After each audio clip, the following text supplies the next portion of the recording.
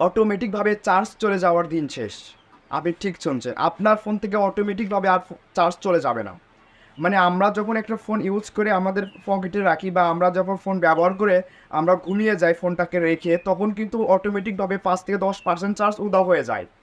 আজকে আপনাদেরকে এমন 2টি সেটিংস দেখাবো যার কারণে আপনার ফোনে অটোমেটিকভাবে আর চার্জ চলে যাবে না। তো এই 2টি সেটিংস দেখানোর জন্য আমরা সরাসরি চলে যাচ্ছি মোবাইল স্ক্রিনে। মোবাইল স্ক্রিনে যাওয়ার আগে আমাদের চ্যানেলে নতুন দর্শক হয়ে থাকলে অবশ্যই চ্যানেলটি সাবস্ক্রাইব করে দিবেন এবং ভিডিও ভালো লাগলে অবশ্যই লাইক কমেন্ট করতে পারেন। আমরা চলে যাচ্ছি মোবাইল স্ক্রিনে। মোবাইল স্ক্রিনে পুরো বিষয়টি আপনাদেরকে দেখিয়ে দিচ্ছি। মোবাইল স্ক্রিনে আমি সেই গুরুত্বপূর্ণ সেটিংস দুটি দেখিয়ে দিচ্ছি। তো যেই গুরুত্বপূর্ণ সেটিংস দুটির জন্য আপনাকে চলে যেতে হবে আপনার ফোনের সেটিংস অপশনে। তো আমি আমার ফোনের সেটিংস অপশনে চলে যাচ্ছি। সেটিংস অপশনে আসার পরে আপনাকে যেটা করতে হবে, এখানে লিখতে হবে লোকেশন সার্ভিস। আমি এখানে লিখতেছি, দেখুন, লোকেশন সার্ভিস, SRVICS। তো আমি দেখুন এখানে কিন্তু লোকেশন সার্ভিস লিখেছি এবং লোকেশন সার্ভিস লেখার সাথে কিন্তু এখানে আপনার কিন্তু লোকেশন সার্ভিসের আমি যেটা খুঁজতেছি সেটা কিন্তু চলে আসছে। তো এখানে লোকেশন সার্ভিসে ক্লিক করলাম। লোকেশন সার্ভিসে ক্লিক করার পর বন্ধুরা আপনারা এখানে দেখতে পাচ্ছেন লোকেশন সার্ভিস এটা কিন্তু অন করা আছে। তো অন করার নিচে একটু দেখুন wifi and Bluetooth scanning, wifi and Bluetooth scanning নামে একটা অপশন দেখতে পাচ্ছেন, এটাতে আপনাকে ক্লিক করতে হবে। তো ওয়াইফাই অ্যান্ড ব্লুটুথ স্ক্যানিংয়ে আমি ক্লিক করলাম।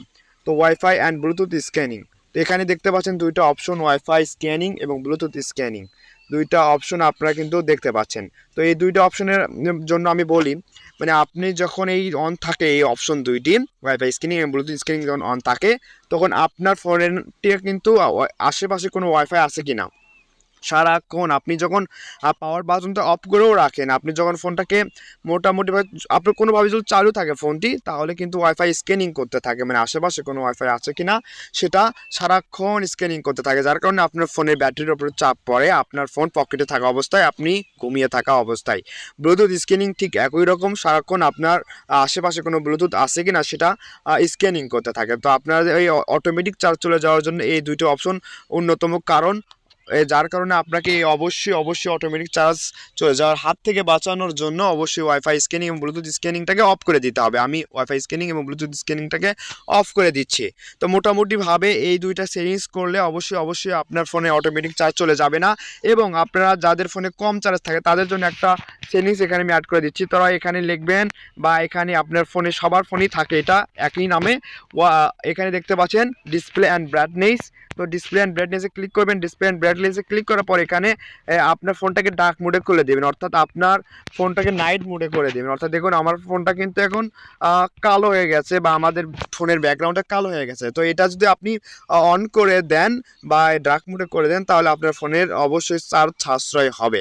এবং আপনি এখানে দেখতে পাচ্ছেন অটো ব্রাইটনেস, এই যে ব্রাইটনেসটা কিন্তু অটো, মানে এই অটো ব্রাইটনেসটা যদি আপনি অফ করে দেন তাহলে আপনার ফোনতে প্রায় 70% ডাটা বা চার্জ সেভ হবে।